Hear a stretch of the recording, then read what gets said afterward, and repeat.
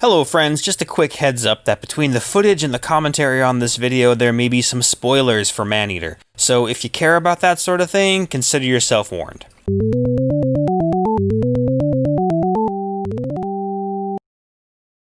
From Skyrim to Just Cause to GTA 5, hordes of people just can't get enough of the satisfaction that comes from the wanton destruction of what I call rampage games.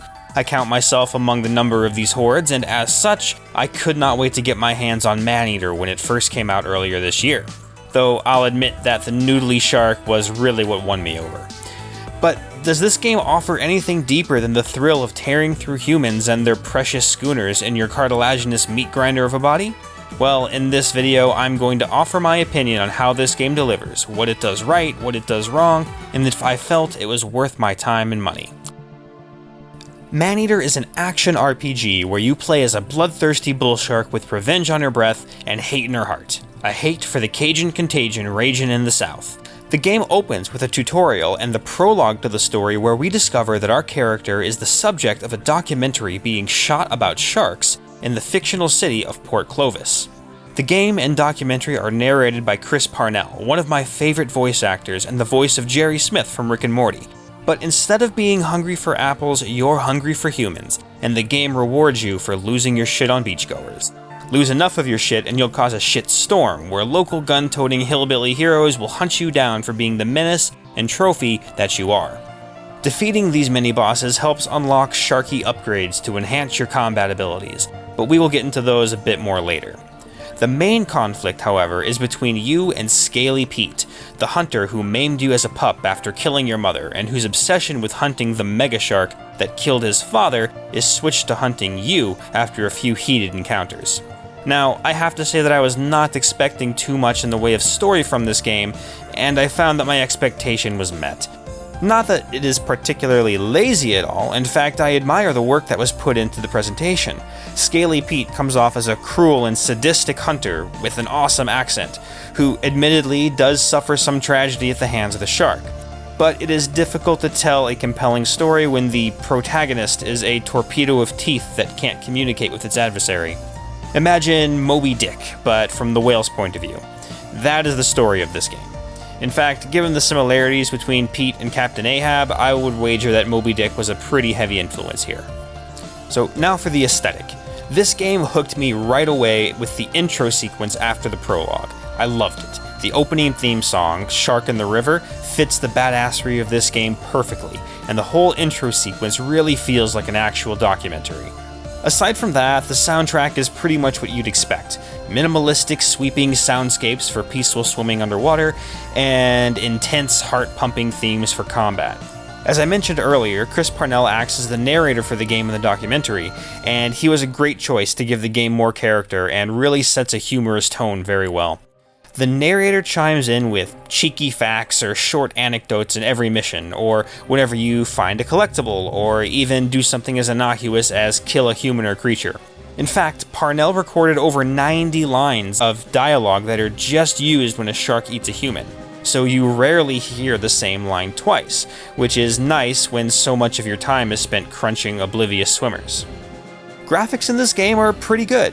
They aim for a semi-realistic, semi-cartoony style. Colors are bright, details in the character and environments are present. The game looks good. Sometimes. Port Clovis is filled with different environments throughout the 8 regions that you unlock during your playthrough. There are beaches, cities, golf courses, harbors, etc., as well as some stunning underwater locations. But much of the game is spent in underwater areas that are murky and cloudy, restricting your field of view. This may have been done to simulate a realistic field of vision underwater, or to make finding the collectibles more challenging, but it's a dull and dreary backdrop to much of the gameplay, and a waste of such beautiful scenery that is in the game. And last we have gameplay. The object of the game is to grow and evolve from a baby pup into the ultimate apex mega shark. Now, as we grow, our bodies go through changes, and the shark is not dissimilar to this. As you go through the game and defeat bounty hunters, apex predators, and discover specific locations, you will unlock different upgrades for your shark's tail, teeth, head, fins, body, and 3 spots for special organs, each of which will give you buffs and abilities to use in combat. These organs and body parts can be purchased with experience points and one of 3 resources you collect throughout the game while hunting random creatures and humans or completing story quests and missions. These missions include population control, hunting specific animals, taking out bounty hunters, hunting for locations, and hunting for underwater caches. Complete all of the story quests in one of the 8 regions of the map except for Crawfish Bay, and a rival apex predator will appear, which you will need to hunt. Pretty much the entire game is find this thing, bite this thing, find the next thing. Now, this is not unexpected given the nature of this game, and admittedly, the hunting does get old, but not as quickly as you might think. This is mainly because of how satisfying it is to mercilessly chomp your way through enemies. The combat mechanics are pretty simple. The shark has few options for maneuverability, and once you unlock the upgrades for Shadow Shark, Bone Shark, and Bioelectric Shark, some interesting abilities open up, but since almost every attack is going to come at you in a straight line from your opponents, once you learn how to auto-face your enemy after a simple dodge, the combat becomes laughably easy. Fighting bounty hunters in boats poses slightly more of a challenge, but even they are pretty easily managed. Of course, it is still great fun to bulldoze, or bull shark, your way through swarms of terrified beachgoers, unsuspecting jet skiers, and benign sea life in the name of furious, unbridled Darwinism, but I have to say my favorite part of the game is this. 70% of the globe's sandy beach environment. Few things in life are as enjoyable as sniping an ascot wearing wasp off of his sailboat with a turtle. So, in conclusion, would I recommend Maneater? Well, I think I would. Yeah, the story leaves a bit to be desired, and I spent a lot of my time in cloudy, murky water button mashing my way to the top of the food chain, but that redundancy is mitigated by the game's length. Now, my reflexes and coordination are roughly on par with those of a sedated sloth, and even I was able to complete the game in around 12 to 13 hours, so I'd guess the average gamer can probably finish it in 10 or 11.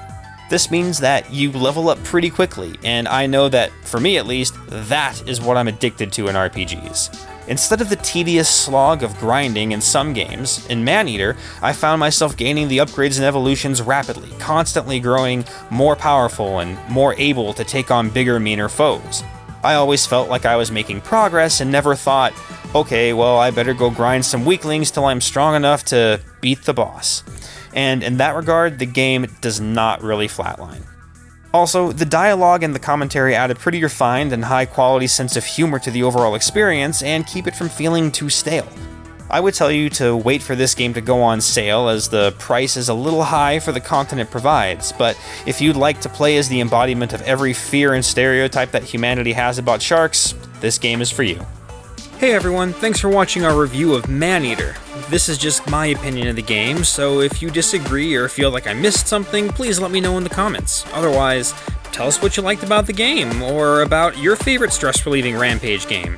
If you enjoyed the video, let us know by leaving a like down below, and stay tuned for more reviews in the future. Thanks for watching, and take care.